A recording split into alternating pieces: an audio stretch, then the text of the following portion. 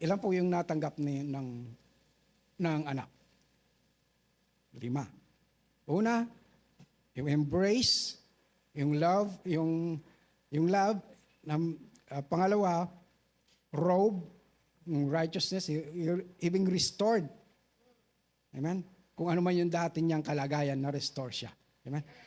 Then, ring, a symbol of authority. Meron na naman siyang authority. Amen?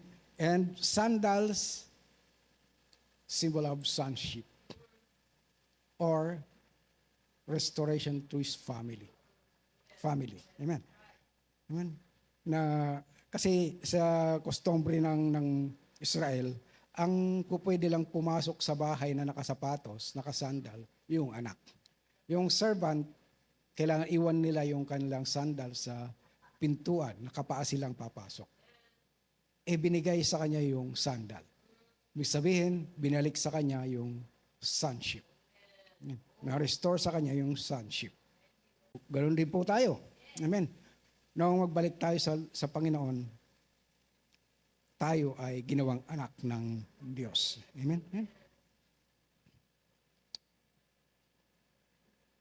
And sandals, sonship, and the fatted cup.